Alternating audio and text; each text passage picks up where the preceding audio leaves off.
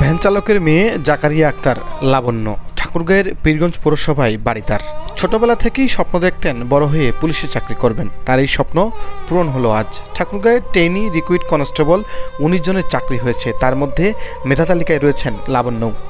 ফলাফল ঘোষণার পর মাকে জড়িয়ে ধরে আনন্দ অশ্রু ঝরাচ্ছিলেন দুজনে, জানালেন নিজের স্বপ্ন বাস্তবায়নের কথা। আমার নাম মোহাম্মদ জাকারিয়া আক্তার লাবণ্য। আমার বাসা হচ্ছে পীরগঞ্জ থানা, পীরগঞ্জ পৌরসভার ভিতরে আমার বাসা।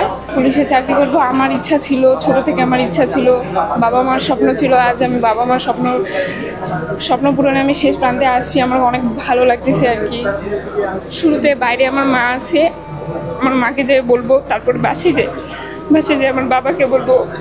পীরগঞ্জ পাইলট মডেল উচ্চ বিদ্যালয় থেকে মাধ্যমিক পাশ করেছেন লাবণ্য। দ্বাদশ শ্রেণীতে পড়ছেন পীরগঞ্জ সরকারি কলেজে। আমি হচ্ছে এসএসসি পাস করছি আমার পীরগঞ্জ পাইলট উচ্চ বিদ্যালয়। এখন আমি ইন্টার সেকেন্ড ইয়ারে পড়ি পীরগঞ্জ সরকারি কলেজে। ঠাকুরগাঁয়ের মেধা ও পরিশ্রমের ফলে 19 জনের চাকরি হয়েছে 120 টাকার বিনিময়ে। চাকরি পেয়ে খুশি লাবণ্যের মতো অন্যরাও। চাকরি যখন এখন শুনলাম, আমার স্বামী ভ্যান চালায়।